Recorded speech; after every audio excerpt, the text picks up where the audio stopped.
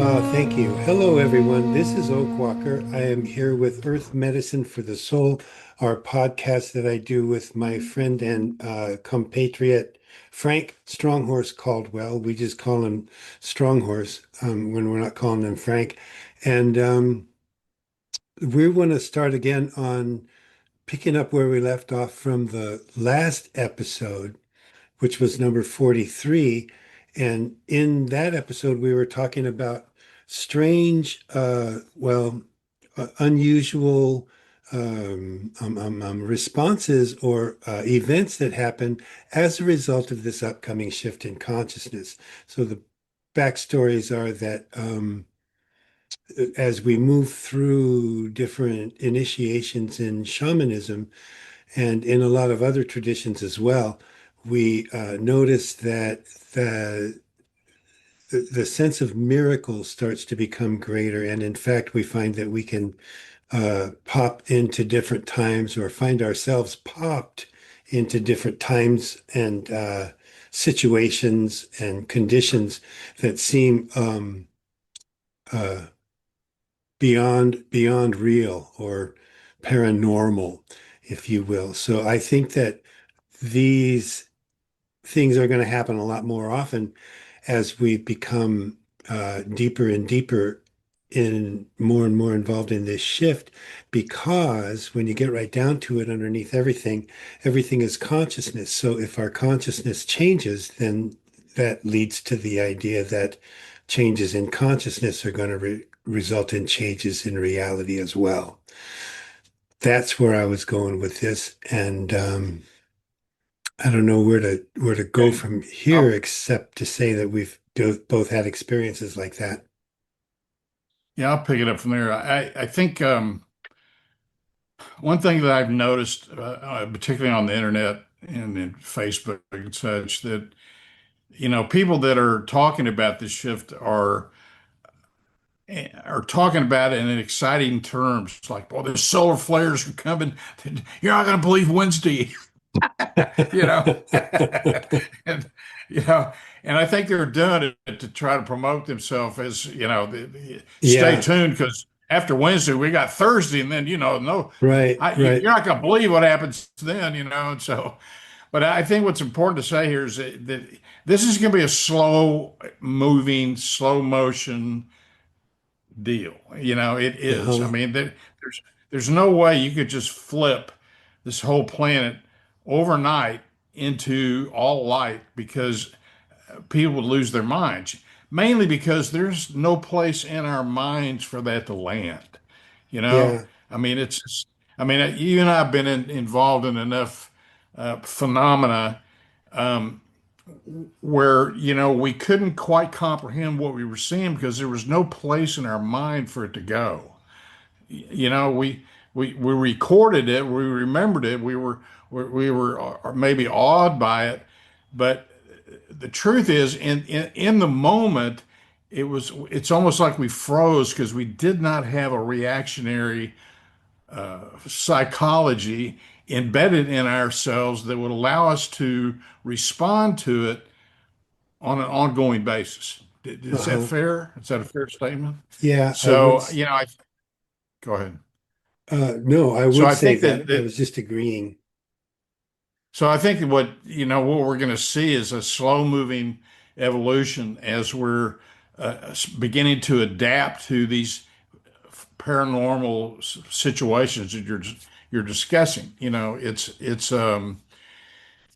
And just if you just take a look at the whole world, and maybe through the eyes of a religion, and the basic tenets and belief systems that they have instituted and invested in, are going to be turned upside down.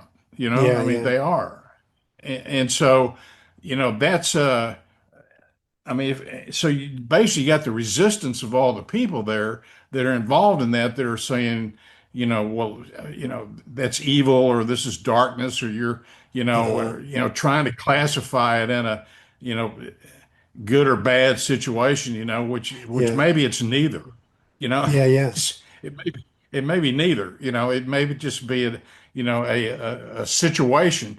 But when people can't classify it, they usually go into fear. Yeah. Unless you get strange people like you and me who we go into adventure. We get Yeah. like, That's sort well, of what I that's got into interesting this to see for, you what's know. behind there. What You is know, that? yeah, let's take another button to see what happens. Yeah. Well, you touched on a lot That's, there. we love those Huicholis. They're awesome, man. Right? They just don't do enough peyote. But yeah, I mean, so I think it's going to be a conditioning. I think it's going to take a while, That's a great word. of people conditioning themselves to the new world. And whether you that means you get to a saturation point where you can then cross over. I don't know, man. It's Well, out of my pay scale, but yeah, I'm just going to um, keep loving. You touched on some really interesting things there. I like that little piece you put in about self-promotion because this is entirely unpredictable. This is an unpredictable event. Even I don't think even the supernatural guides can really pin down a date for when a certain thing is going to happen. I think that because there's too much free will going on in there. So I mean, even if they were, looking at it outside of time and saying, this event happened, I don't even think that they can say, and it happened at this point in your life, or it's going to happen at this point in your life. I think that it's completely unpredictable. And so therefore that what people who are trying to make a buck off of this, predicting the shift are really just like you said, self-performing types of individuals. I keep coming back to the notion that really, since I don't know what's coming. I do know that I'm getting better at staying open and becoming less judgmental. But when I get right down to it, the only decision that I have to make is, well, just keep going. Keep doing what you're doing. Keep loving, keep learning how to garden, keep, getting better at everything and stay in love and stay in openness and everything will turn out fine. It'll be all right. yeah, I would add to that optimism. You know, Uh-huh. um, I think that I think a lot of the craziness is going on right now is particularly fashioned by the dark force to try to quash optimism. I think it's they're trying to keep everybody in fear and everybody in chaos and everybody in Uh-huh. doubt. Because the reality is we live on a planet of dreams. This is a planet of dreams, and so we're dreaming in a new facility, so to Hmm. speak. And so the collective have Wow. a lot He, to do with when, how, and where of the shift. did you And say so collective if you're consciousness? in collective unconsciousness, Yes. Okay. You both. froze there And for a so second. yeah, yeah. So you have to understand that all the craziness that you see going on right now is temporary, and it's simply it's the desperate attempts of a dying breed Yeah. to try to control something that they have no control over anymore, and Right. they know it. And They're losing their footing hourly. I mean, yeah. literally hourly, and Yeah, I and agree. and and and they're being exposed, and they're being, all of the covers that they use to protect themselves and keep themselves out of the spotlight, so that they could, work their little devious bullshit. Yeah.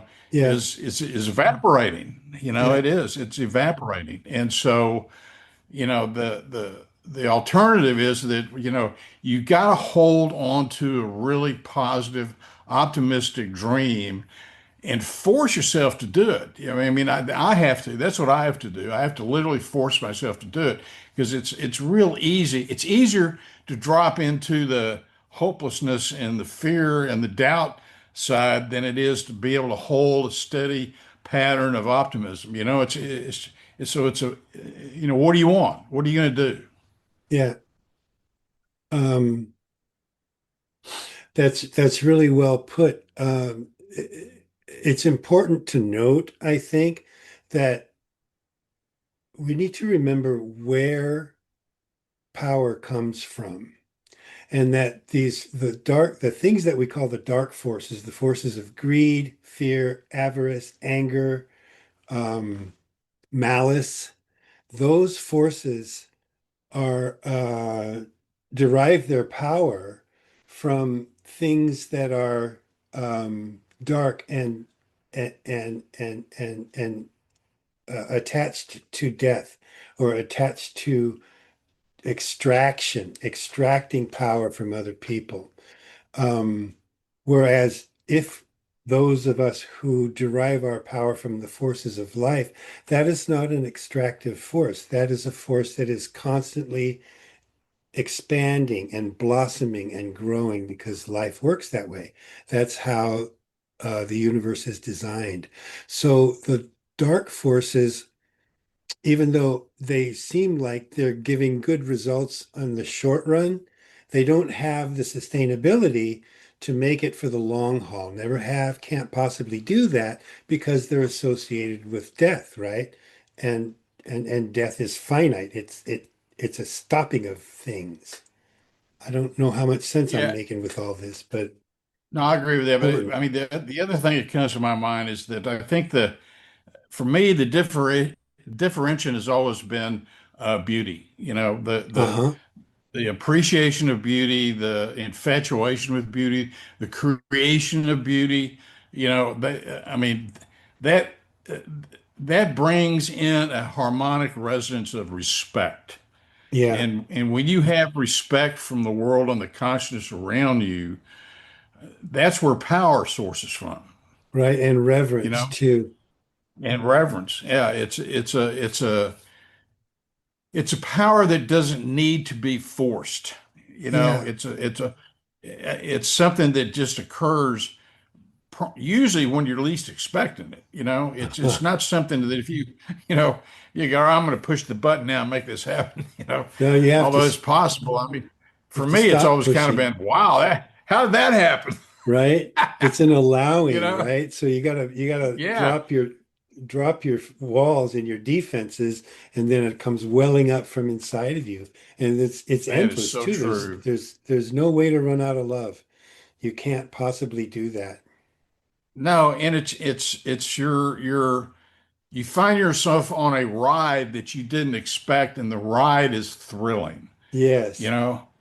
And so you're on this ride and you're like, wow, this is awesome. And what it how the nurturing that you're receiving from it is mind-boggling. I mean, Yeah. it is. I've never found anything that comes close to it health-wise than that. Yeah. I agree. My Particularly first if you're ex doing, I mean, if you're out in nature, particularly is what I'm thinking more in terms of, to be clear. yeah.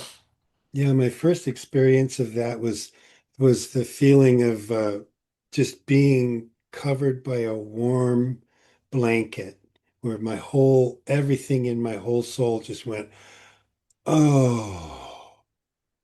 And that's when I knew that I was in the presence of the sacred. It was just that big of a thing. It was all encompassing. Beautiful, beautiful feeling. And it happens when I'm least expecting it quite often. See, I think that's a key word you just brought up is presence.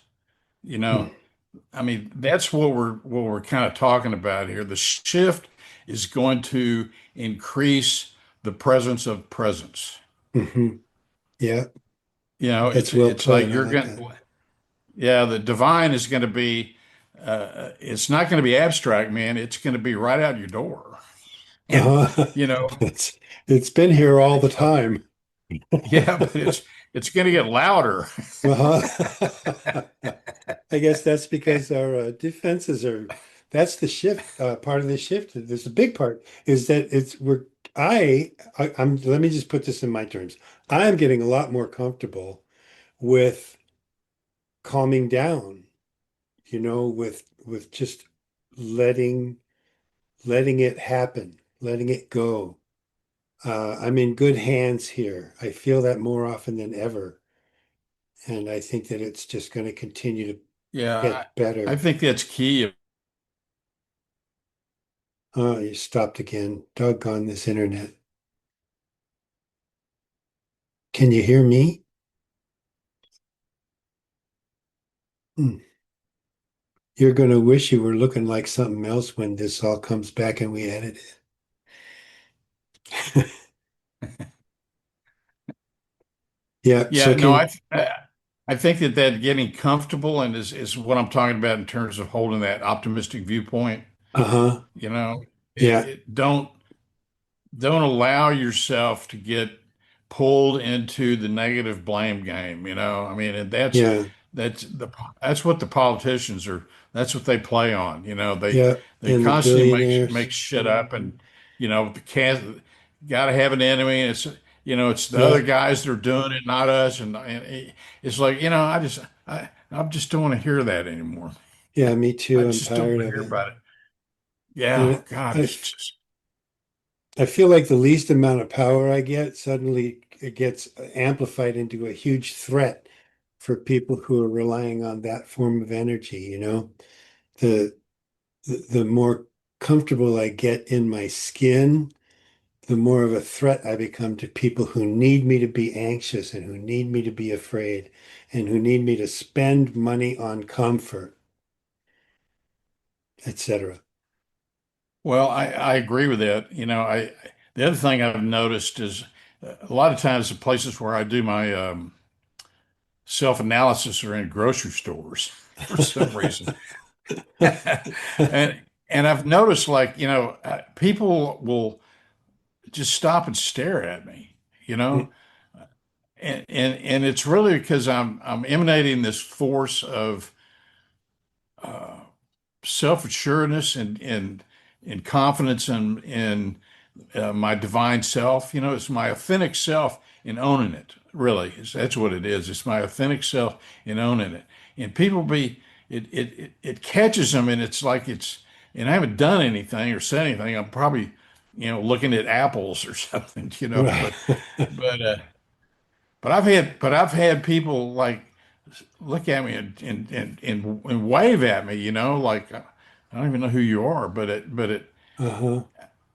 I think if you go out into the world and see if you can hold that space and that projection of beauty with Hmm. confidence and assuredness, Yeah. it'll blow your mind what happens, what comes back to you. I mean, it just will really blow you away.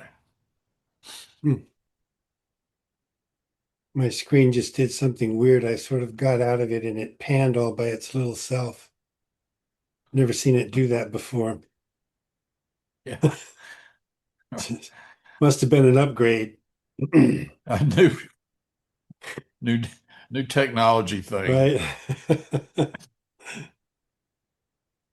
Well, I'm reminded of this day. So I've had this day on my mind a lot because the reason I've had it on my mind is because I've never been invited to a lot of truly indigenous events. Um,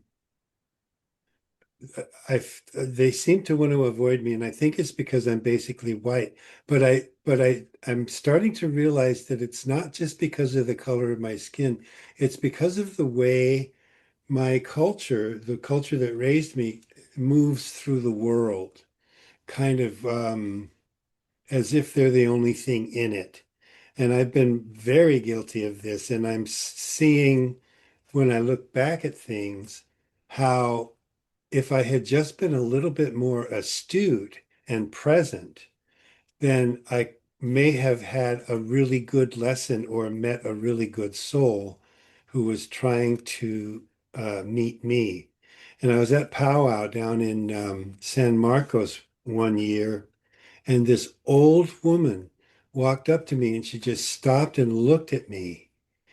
And I just basically, looked at her and she didn't say anything.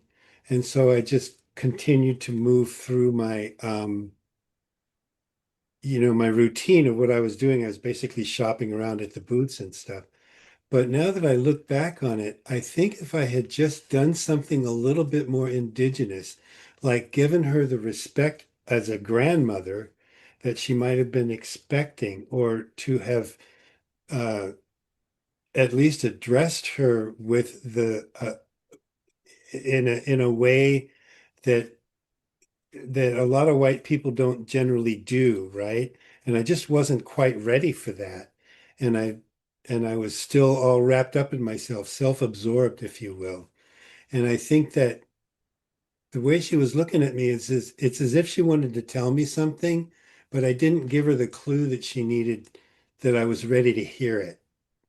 Does that make any sense? Yeah, yeah, oh, yeah, I agree with you 100%. I mean, what comes to mind is I remember I was up at the Santa Fe Indian Market and I was with a, a medicine man friend of mine, and he ran into a bunch of people that were from his area up in northern Minnesota, and Uh-huh. he kept saying, "Oh, those are my people," and they would talk, and yeah, yeah, I had grandfather such as, and they, oh yeah, I knew him, and they just clicked immediately, right? Yeah. And we were walking away, and he says, yeah, he looks at me, he says, yeah, those are my people. And I said, I looked at him, I said, what's it like to have people? Right? Because we I don't said, get that. I'm like, no, we don't have people, man. Yeah, we don't. Mm-mm. And it freaked him out. I mean, he said, I never really thought about that. I said, yeah, white people don't have people, we're not That's like, that's true. and And it I was is just true. thinking about this today, is that there's a lot of talk going around now about usurping or absconding. There's a word for this. Um, Other people's traditions, right? Where white people are like taking the traditions. It's like, white people who do rap now, right? Rap was a black thing, and then they've tried to kind of like walk away with it. And I would like to be real sensitive to that. I don't want to go around telling people I'm a Caro because I have a Peruvian mesa on my table, right? I'm not a Caro, and I'm not an Apache, and I'm not an indigenous person in the United States. What I lack is thousands of years of indigenous tradition, right? I don't have a tradition except, Christianity, which is not a tradition at all, really. It's just sort of a club. And I I don't know what to do about that exactly. I keep thinking someday maybe there will be a rainbow tribe tradition where uh, all of these people came together from all different walks of life and all different colors and ethnic backgrounds and everything, and got together and established some kind of a tradition. But I don't know what that would look like, other than that it would be pieces of everybody else's traditions, right? And that we've just like put Yeah, well, together. I mean, that's the Black Elk. That's the Oh, damn, bad time for you to freeze up. Was that the together Black Elk in one big prophecy? melting pot. But Yeah, melting pot. but here's, the thing that always comes to my mind is that the downside of being part of a culture or claiming allegiance to a particular group, whatever, is that you can substitute that for finding your authentic self, Yeah, you know, and that's kind of the downside. I mean, that yeah. if there's anything that that this isolated white boys bring to this table is, you know, we're kind of our own little program. That doesn't mean that we're right all the time, but we Right. are. Uh-huh. I mean, and I think that that's a vital aspect of evolution. I mean, because we're moving away from reliance on, you know, institutional belief Uh-huh. systems, and Yeah. cultural belief systems and yada, yada, yada. And we're moving into a brand new paradigm. And that paradigm is you in your authentic self, not in your egocentric self, And Right. so, You as a that's part of the it's really a creative. big teaching we're bringing without knowing it, really. I mean, there's Hmm. not anybody that's, yeah, we're a group of isolated people. We get together on Thursdays. Right. No, not really. I do it twice a year. Yeah, right. Right. Right. Well, that brings me back to There you go. There's an aspect of it. yeah, that brings me back to I don't know what you just said because you froze up again there for a second, but it brings me back to the notion of the shift change being a perceptual notion or a change in perceptions, right? So even if it's what you're saying and what I agree with is that even though we feel somewhat disenfranchised at times, um, it's an important part of that mechanism that's bringing this change of consciousness into fruition. And it's our very willingness to take that space of the disenfranchised searcher, if you will, that's helping to bridge some of these gaps. And I've always, from day one, when I started doing alternative spirituality, I saw myself as a bridge maker, a person who bridges cultures together. And I don't want to say whether or not I've done very well at it, but I am still doing it. So something's happened. Ripples have occurred in my pond. That's about what I've got for that. Yeah, well, that's, I mean, ironically, I think the many stories you've told me about being isolated, even when inside of a group, um, that still projects you forward deeper into your own medicine, you know? I Uh-huh. mean, it's a what it has this everything has a light and dark side, and but that you weren't following in the absolute perfect footsteps of your teacher. You split off and went into your own Yeah. realm, which gave you authenticity, Yeah. Yeah. and a lot of teachers don't like that, but or good ones will recognize it and encourage it. Uh-huh. But that's Wish you well on the way out the door. yeah, Yeah. and when you learn something, bring it back to me. I'm looking forward to Right. hearing it. So, I mean, that's really the measure of a good teacher, as far as I'm concerned. It always kind of blew me away when teachers would be upset because you voiced something that maybe they didn't like, but you was important to you, but they Yeah. would take offense to it. And I would think, Right. It would be contrary well, to never their mind. main message or something like that. Yeah, Well, we're out how of we doing on time. time? Um, so do you have anything you want to close up with? You're better at closing than I am.